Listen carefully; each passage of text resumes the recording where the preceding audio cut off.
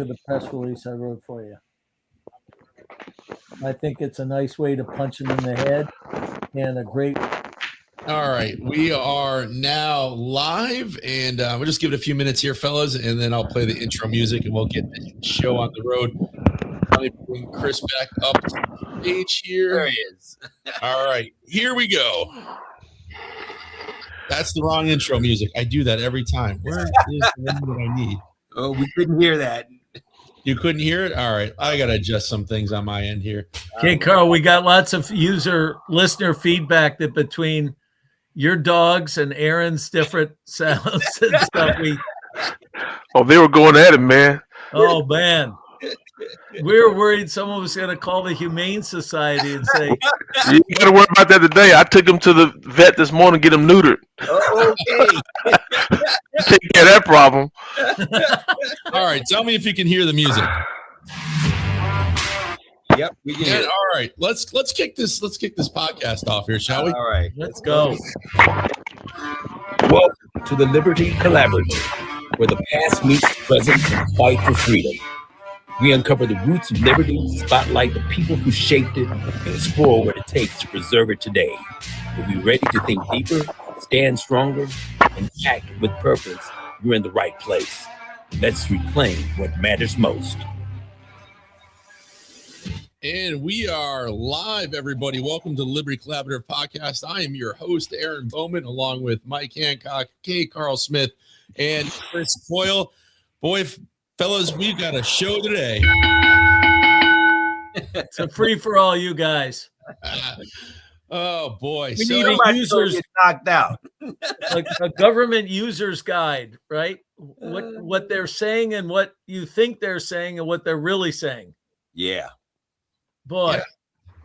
And we're sick of all of it. well, where do we jump in, you guys? I mean, I just saw yesterday that they passed a bill to apply additional penalties to illegals who participate in fraud. So is that And- the one that deals with the denaturalization of people that do that? It adds additional penalties on top of obviously the already criminal stuff, but it struck me that it makes sort of a more default judgment that if you're illegal and you're involved in fraud, you're gone. And so, of course, the Democrats, oh my goodness, it could hurt people. It could, extend things. So instead of trying to get them to the border and back, it seems like the federal, that is the U.S. senators and congressmen, Democrats, are doing everything they can to support illegal immigrants when polls show people are tired of it. The left Dems, they don't care about all that. They want those people here and don't have voter ID so they can think they're going to vote their side. That's what they're looking for. It's a power play. Now, Yeah. here's what I don't get, Chris. Is it necessary to do this? Why don't we just enforce the law?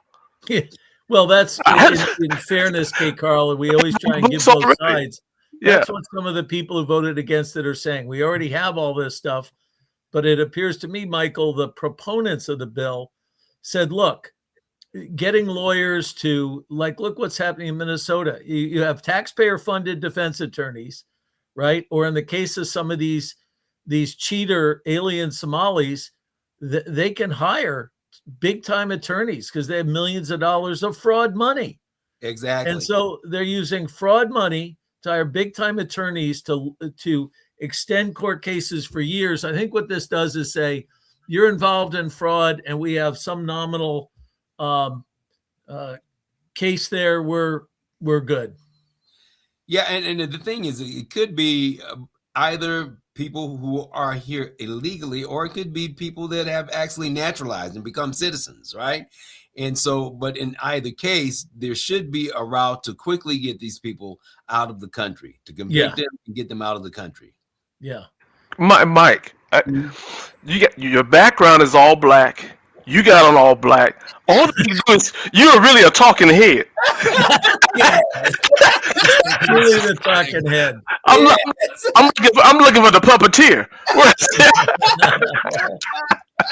Go ahead, Mike. Go ahead. All right. But yeah, I mean, that's the thing is that, K. Carl, your point about Democrats not really caring about, one, the law, two, that they want to be able to use these people as vehicles for increasing the vote, and then what they want to do is deny the fact that there are things going on in our voting system where they're exploiting, just like they are with fraud and everything else, where they're going to have people, and they do have and have been having people voting illegally. And look how you guys, Aaron, you and I were talking about this, sort of jumping on these, right, like backs of a frog. They're against the SAFE Act. And so you look at it, says, I'm going to go to the airport on Saturday to fly. I got to have an ID. What is it, like 60, Aaron, some things in our country, you need an ID. And it turns out, K. Carl, it crosses ethnic lines, racial lines. Everybody is for it. And the Democrats keep going, no. And I think, to your point, it's because what they know is coming out of Georgia and Arizona, they're going to finally uncover real fraud. Yep. But it's amazing that they keep trying to find a way to say this is bad. And particularly, you guys tell me, but they were using a little while ago the Jim Crow law, like this is suppressing voting. Okay, Carl, we get clicked off. I'm a former Democrat, so I know their playbook. They always have to create the scenario that there's a boogeyman out there to get you. And because if there's a boogeyman out there to get you, that's going to get you to come and vote for them because they're going to fight the boogeyman for you. They've been playing that game for years, and nothing has changed. It's been working for some time, but the Republican Party and conservatives, we're so inept when it comes to messaging, we can't defeat it effectively. Yeah. We're losing that propaganda battle because we got the right message. It's that propaganda battle and how they destroy our image. If we can't defeat the boogeyman that really doesn't exist, we're in bad shape. Yeah. Aaron, you and I were at the Hartford Capitol in Connecticut on Tuesday. And one of the things, guys, we talked about with the person we're meeting with is the fact that politicians talk in sort of politician speak. And the words they use, K. Carl, Michael, Aaron, we were talking about they don't resonate with people. Right. And you're right, K. Carl, the messaging around this SAFE Act, I don't hear any, and they're certainly not coordinated on what they're saying about it.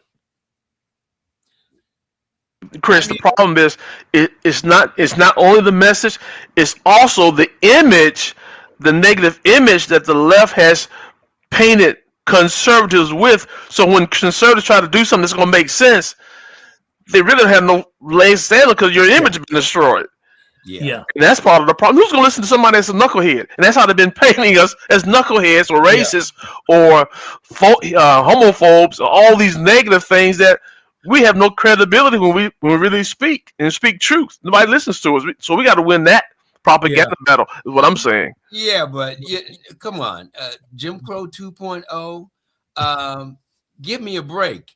That is just so fallacious. And I can't believe that anybody with any sense of a brain at all actually thinks that is real, right? So the question becomes one, I think you're right. We're absolutely awful at messaging, right? And calling out the fallaciousness of what it is that they're saying. And we've got to get better at that. And that's one of the things here in Colorado that I've been talking about as well. Aaron, you know it's wrong if Bill Maher is becoming the best spokesman for the Republican Party. Have you guys seen some of the clips recently? Oh, yeah. He's unreal. So how is it Bill Maher is the best spokesman for the Republican point of view right now? Aaron, what do you think? We've been... Yeah, no, that's interesting. I haven't seen the Bill Maher thing at all. Oh my God. But I'll have to dive into today when I have a moment of time. But with the whole the SAVE Act, it's just hey, Stephanie, thanks for joining us.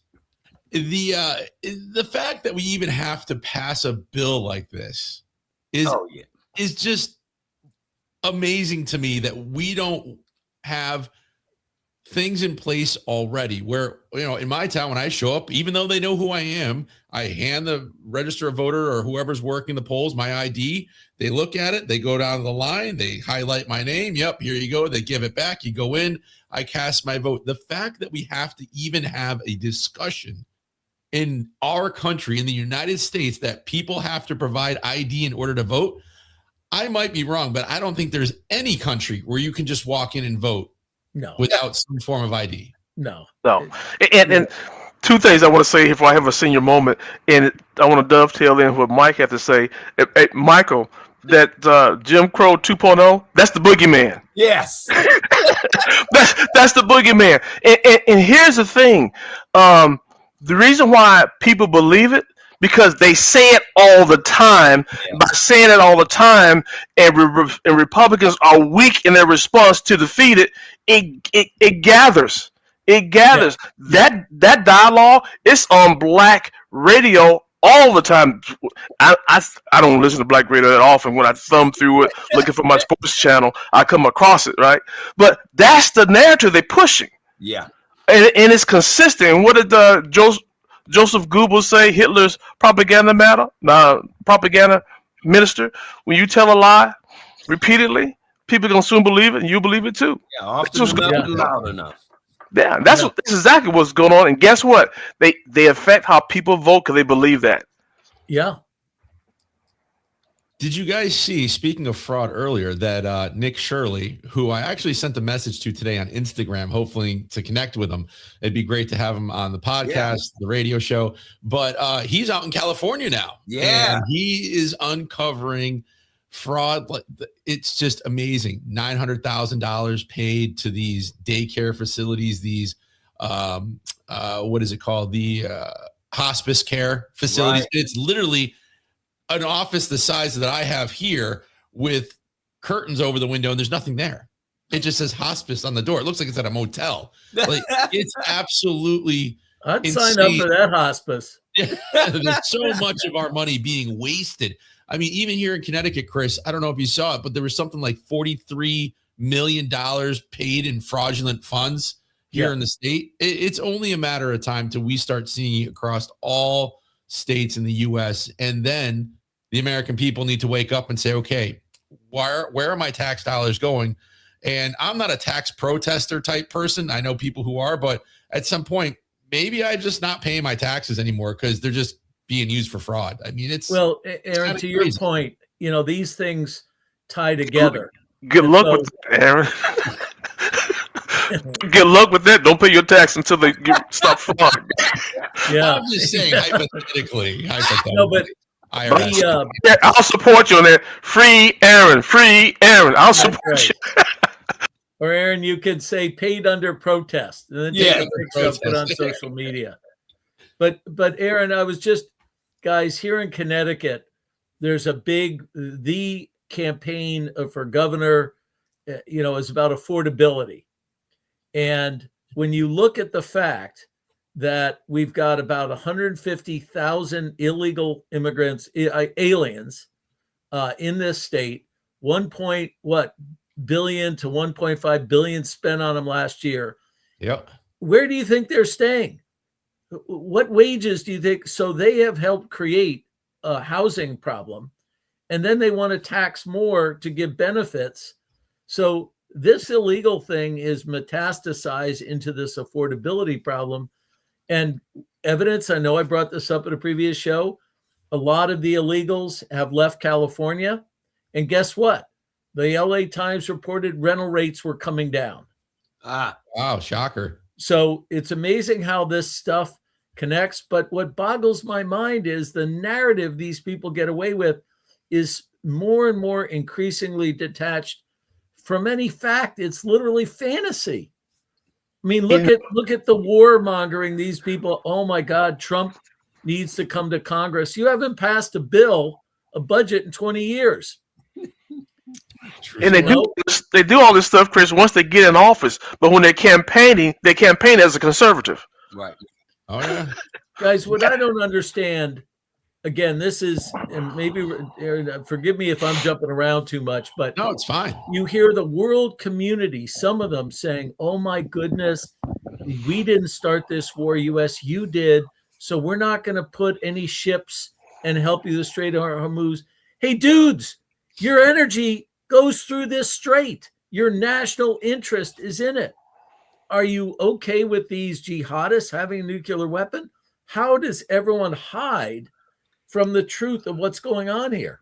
Yeah, and I think one of the things that we see happening is that Trump and team are beginning to expose these people for the hypocrites that they are. So just this morning, Chris, there was an announcement that the UK, France, and Japan, and a couple of other countries they actually will be coming in and support. They're in the planning process right now. Well, they couldn't stay out. They couldn't sit this thing out because you're right. Their economy is tied to that strait. Yeah. And so they can't sit this thing out and just watch it. Yes, they could, but I'm glad they didn't. But I think it's going to come to a head pretty soon because I said this is unbelievable. They just sit this thing out and relying on the United States to do all this. That's going to benefit them as well.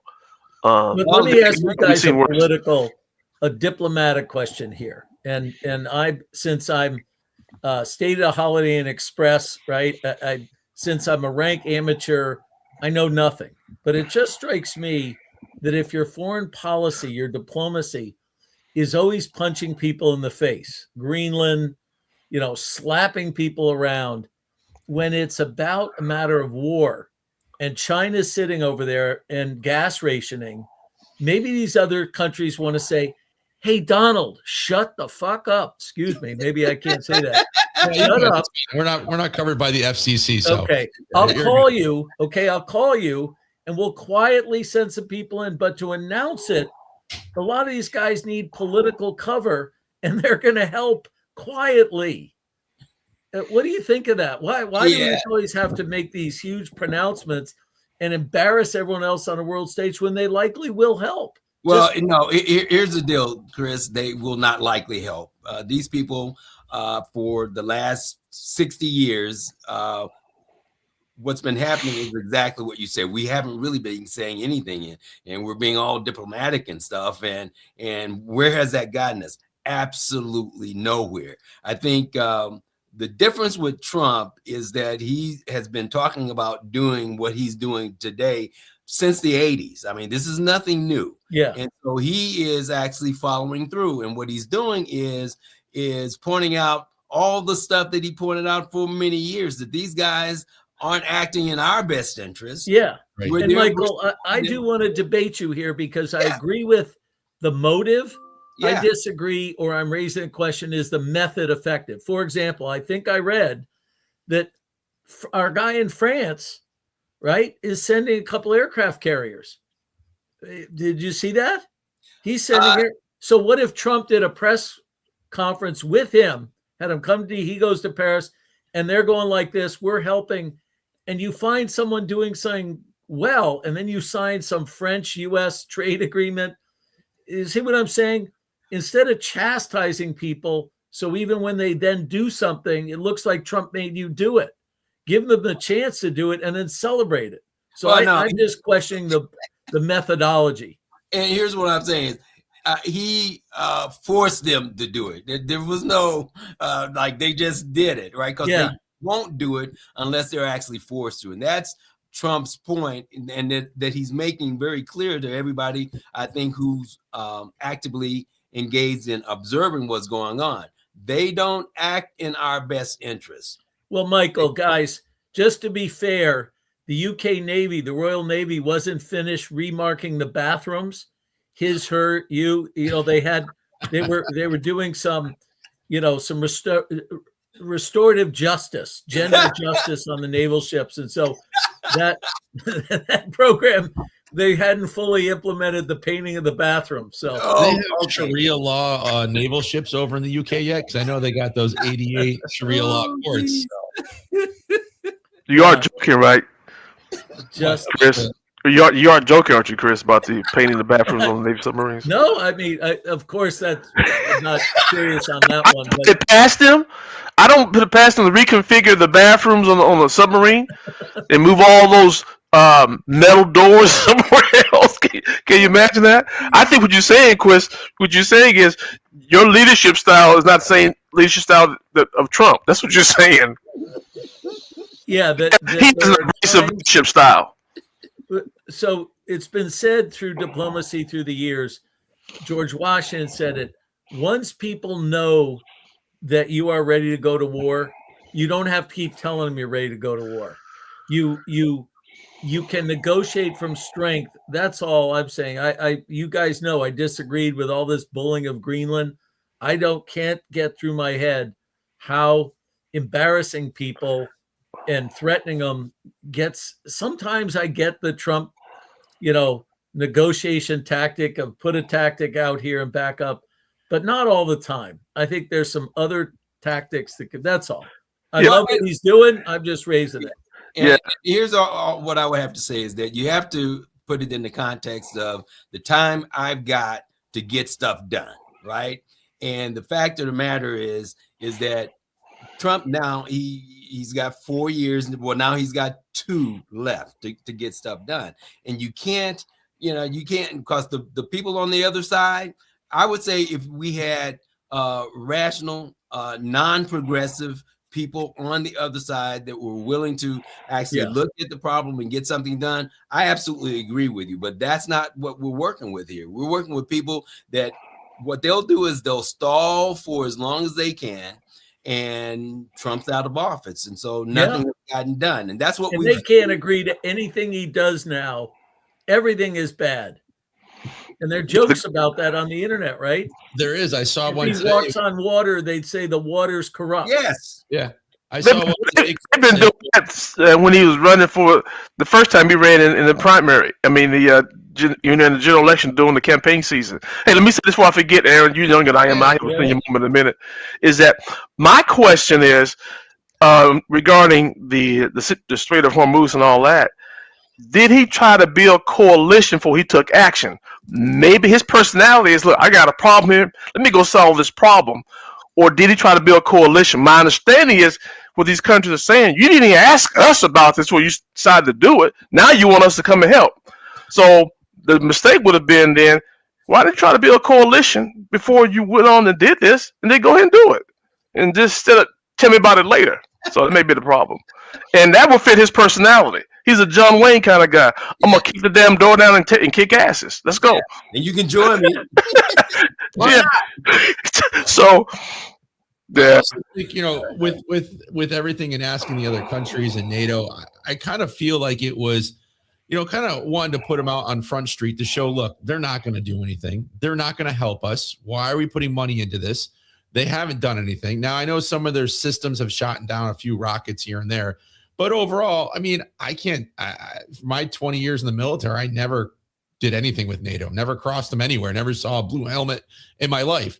But yet we dump money into it at record amounts. Now, Chris, getting back to you with the memes and the social media stuff, I saw one today and I kind of chuckled while having my coffee. It had the typical, I forget the name of the meme, but it's got the liberal lady and the prices under Biden for gas saying Biden doesn't set gas prices. And then underneath it has her screaming, Trump's gas prices are out of control. I mean, it's just some of the stuff you just wonder what goes through a person's mind to post stuff like that or to think in that way. But I also they're not thinking though. They're not thinking. They're emotional. They are. They're emotional. They're not really thinking. Not critical thinkers anyway. And I got a question for you. So I was talking with somebody the other day. Do you think it's at all possible for the United States to go back to a point in time where we have very secure borders, very self-sufficient, our own oil, our own gas, natural gas, where we don't have to rely on the global trade and the prices set globally by barrels of oil and stuff like that? Do you think we're ever, or have we ever been in that? We're there now. Yeah, we're a net exporter of about everything. You cut out, K. Carl. It all depends on our leadership. We got to continue to win because on the previous administration, we were losing fast.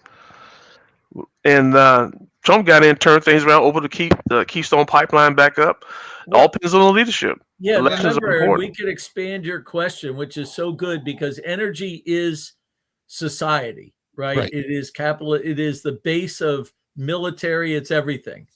And, Russia figured that out when they first entered Ukraine and they had 50-mile long convoy lines. They blew it up. But Aaron, where I'm going with this is we have cut off now Venezuela sending illegal ships over to China and other places, right? Iran is now effectively being choked off. And so you got to remember, let's take Venezuela. It's U.S. investment in their oil fields that created the oil.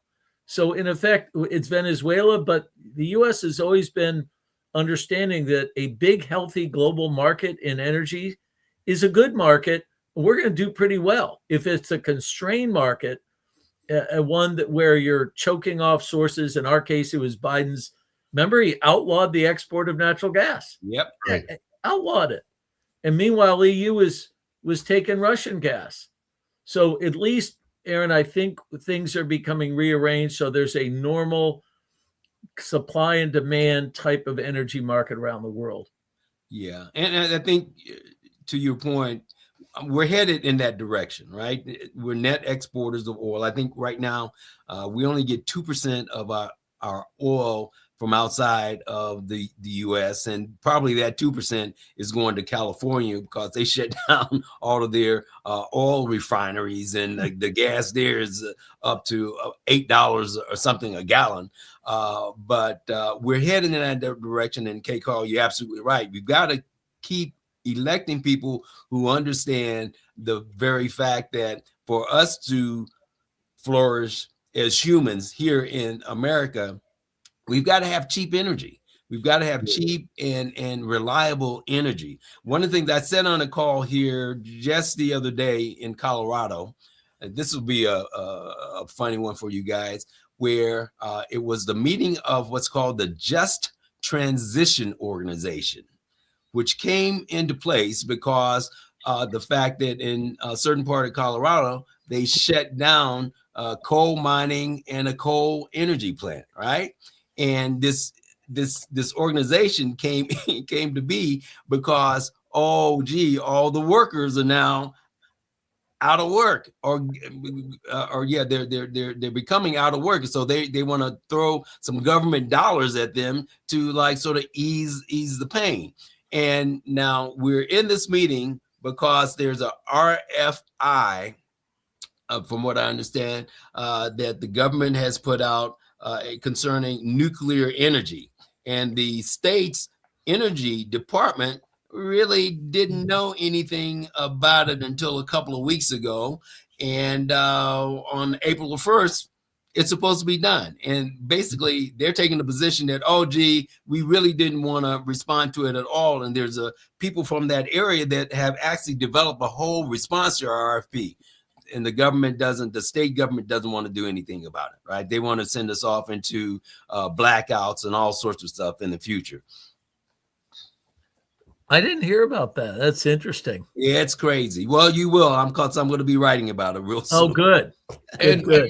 I have a question for you guys. Go ahead. Michael, where can they find your writings, just so they know? Oh, you can find my writings on Substack. I have a Substack called The Undercurrent. You can find me there. I also write for the Denver Gazette as well as Colorado Politics and the Rocky Mountain Voice here in Colorado. Fantastic. And Aaron, everyone listening, you got to check Michael's writing out. It is fantastic. Oh, by the way, I also have a book called Rules for Restoration. It's a good one. Good book. Question for you guys. Yeah. Where will we be right now if the previous administration was still in office pushing the Great Green Deal? Oh, yes.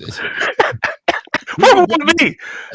I want to hear from these gentlemen here. Where do you think we'll be right now?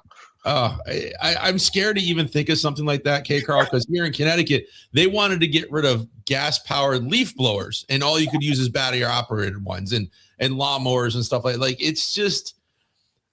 Listen, if you want to go for the green energy, if you want to use a Tesla car or whatever vehicle, great, that's your choice. But don't tell me and dictate that I have to pick just that. If I want to drive my 2014 Tacoma around with 200,000+ miles on it, that's my decision. But Aaron, look at you're so right. And just so everyone's clear, there are two bills right now in the Connecticut legislature on this. One says, okay, fossil fuel companies, you're going to have to pay a climate justice tax and buy some sort of insurance. Well, they're going to pass that cost along to the consumer. And Connecticut will go from what, Aaron, the fourth most expensive utilities in the United States to number one. It's wow. I mean, they're fighting for number one. We're number one, right? In something at least. Climate justice. Then the other one, you can't make this up, pushes people to use electric cars, electric utilities. Guys, our grid was built, years, unlike Colorado, Michael, we have more underground stuff. Yeah. We've got an old grid that can barely sustain now, and they want to do this all. And guys, here's the key that kills me. China supplies most of this stuff. Solar collectors, batteries, a lot of the parts for windmills. They're the number one coal burner in the world. Yep. Everyone could go and do a simple search. So we're exporting the pollution over there, but we're worried about global warming. Right. But Chris, if we have kept the same administration in an office that we had, we'll be less dependent on oil right now.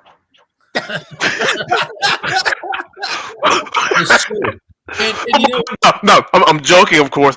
Yeah, we'll be less dependent on oil, but the technology isn't there for electricity. That's the problem. We'll have brownouts all across the globe. I'll be sitting in the dark somewhere, and the technology's not there. The windmills y'all got down there, don't bring them to Alabama. Right? No, and people forget only the windmills. Okay. The balance sheet never works. You notice how they don't want to talk about that? Yes, and I got a prime example. So here in my town of Mansfield, Connecticut, we have a brand new elementary school. It is a net zero school, which I understand doesn't mean no cost.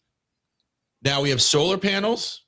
We have all electricity. It's all electric, heat pumps, geothermal. Just take a guess how much the town spends on its electric bill for that school. What is it? You probably have no windows. I'll say about $10,000 a month. I think it's up to $70,000 a year in electricity, even though the building produces enough electricity to wait a minute now in itself. But we sell it back to Eversource, and then we get a bad deal where we have to buy it so we sell it wholesale, but we have to buy it back from Eversource at retail. You can't make this stuff up, and it's all. Does the school have any windows? What's that? Do they have any windows? Yeah, there's windows in the school. Yeah. Hey, we know one thing, guys. They're not teaching economics at that school. Yeah. Hey, listen, it's funny. I brought this up at the last Board of Ed meeting, and I thought the superintendent was going to fall out of her chair when I was talking about the school. First of all, my daughter came and talked about that elementary school, which was really cool.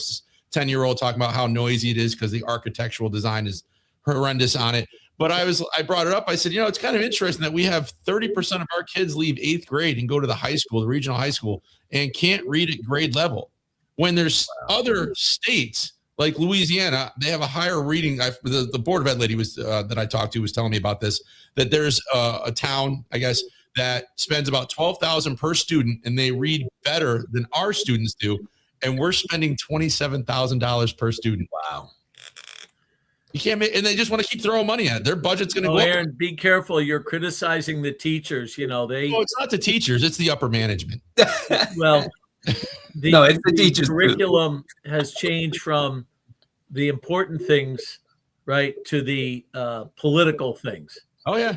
So they don't make any more time in the school day, right, guys?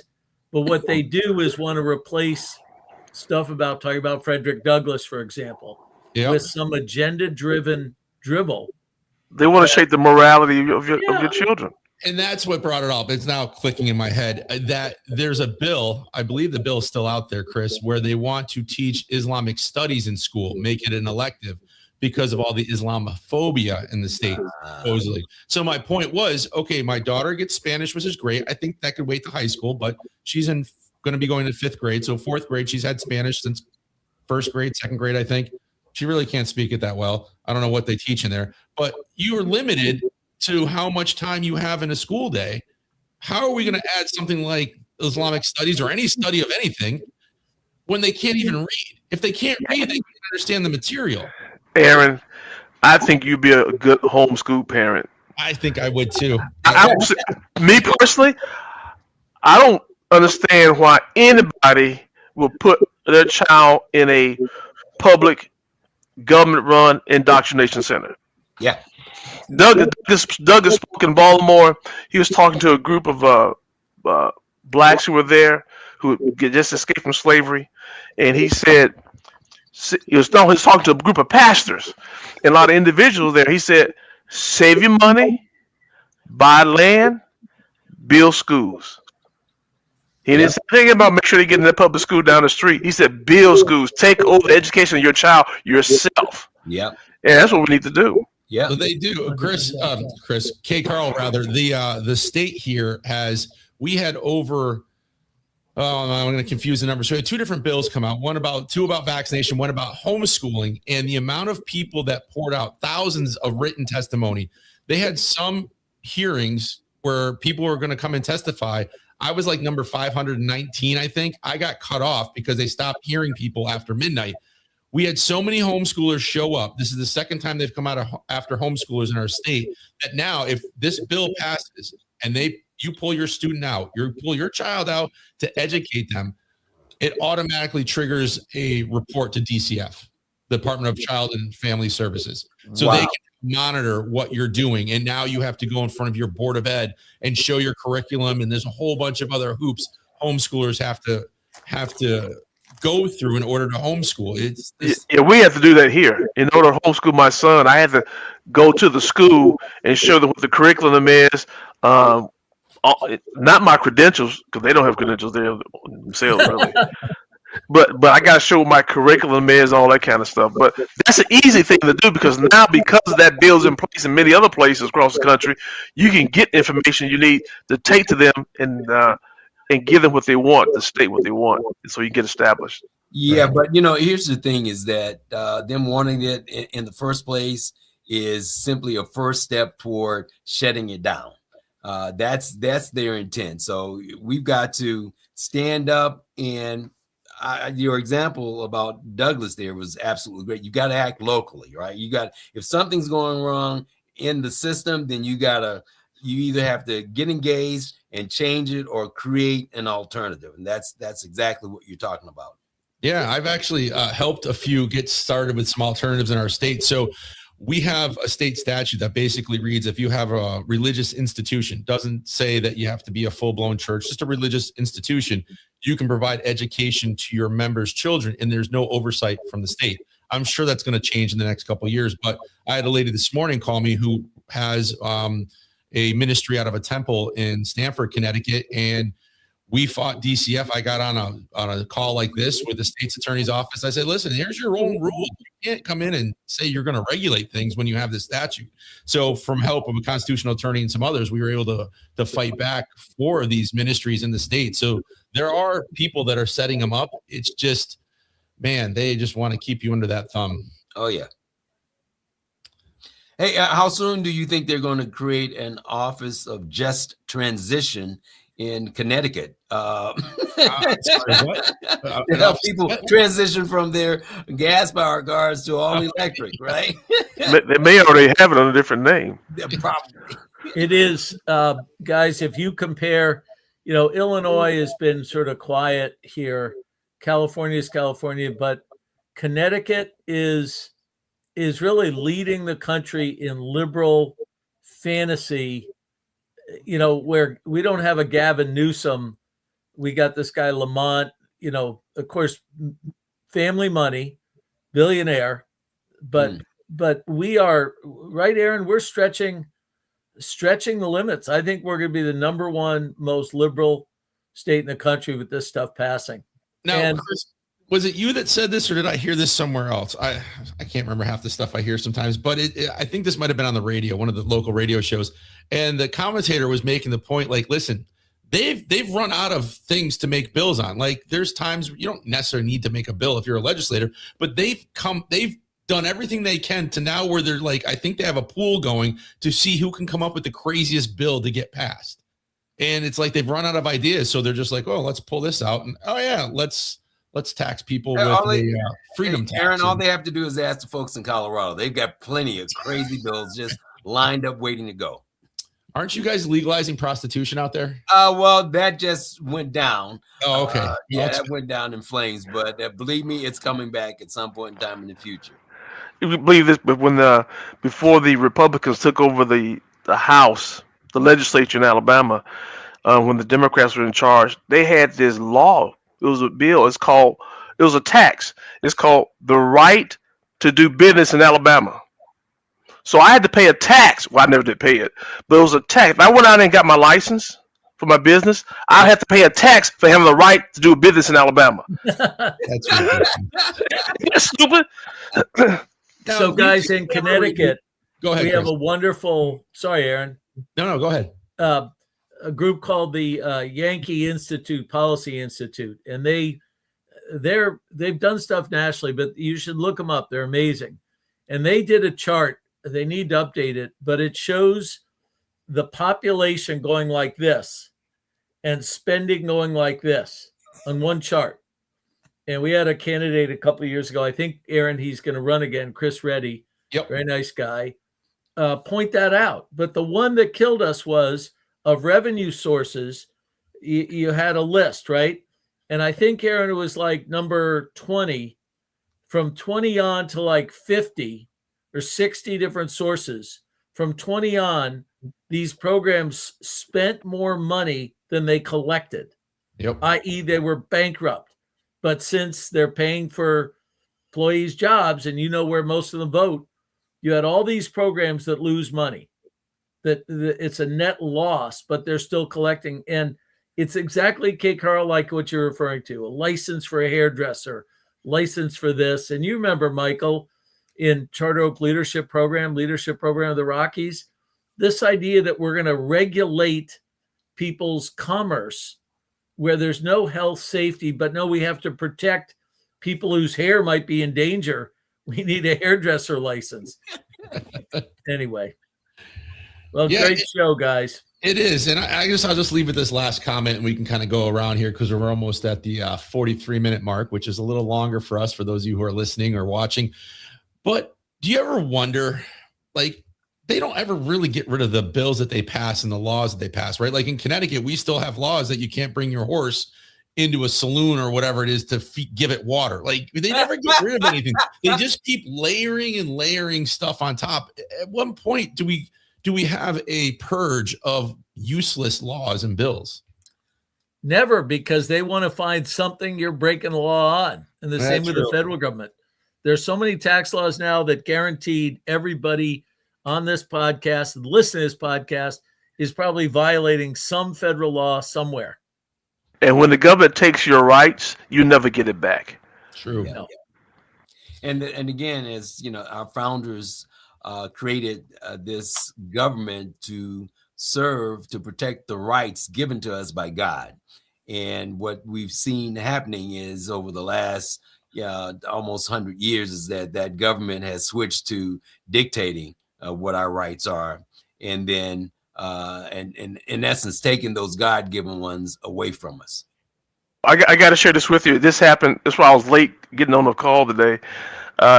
No, Chris, we donated 50 of my Douglas versus Marx books to a high school. Got a call today from the principal. Said, "Can I donate 100 more?" I said, "Tell me what's going on. Give me some feedback." She said, "The kids are loving this book because they're reading it, and it's almost like they're there in the room listening to Douglas and Karl Marx going after each other, and they're understanding the significance of liberty." Beautiful. She said, "We don't teach civics anymore, but this is a good civics book Beautiful. for our children. So Wow. throw that out there. Douglas versus Marks. Just tell the listeners again the name of the book and where they can get it. Douglas versus Marks. Don't go to Amazon. Bezos don't need to become richer than what he is.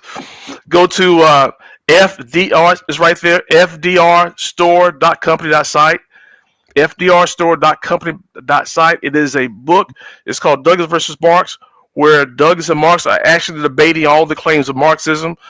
They never met in real life, but the content of what they're saying in the debates is really based on what they believe. Nothing is made up. They're talking about all the claims of Marxism, private property, religion, where our rights come from, and Douglas is chewing him up and crushing them. Beautiful. It's a fantastic book. Perfect timing. And if you use the code Dan Bongino, you get 10% off. You say Dan Marino, maybe so. But Yeah. And if you say Nick Saban, you get 50% there off. you go. Maybe not 50, Kate. One of these days, 50. Well, it was Hey, a good guys, folks Aaron, online. just as we sign off, Yeah, go remember ahead. last year we talked about name, image, and likeness? Oh, yeah, man, that's eating up. There is heating up their hearings. And I'm telling you what, maybe for our next show, we should go back to that, because all the things we talked about, an athlete's right to make some money, but it is education, and the schools are doing a lot. You know what their conclusion is? The one writer I read, it needs to be organized and regulated. Remember, we talked about if a student comes to one school, he can't then the next year go, sorry, coach, okay, give us back the money, right? Sign a simple contract. So all the stuff we talked about a year ago is coming true. Coming back. It's Yeah. it's a free for all. Not that it's not some fairness, it's just out of control. All right. Well, we'll have to put that on the books. And we kind of stayed on topic today, the congressional hearing, Guardrails of Liberty, or political theater. I think we did pretty good. And folks, for those of you who are listening, or maybe you're tuning in for the first time, feel free to come back next Thursday, 10:30 Eastern Standard Time, where you can catch the Liberty Collaborative podcast. Peace. Thanks for joining us on the Liberty Collaborative. If today's episode lit a fire or gave you clarity, share it and be part of the movement. Subscribe, leave a review, and keep the conversation going. Until next time, stand firm.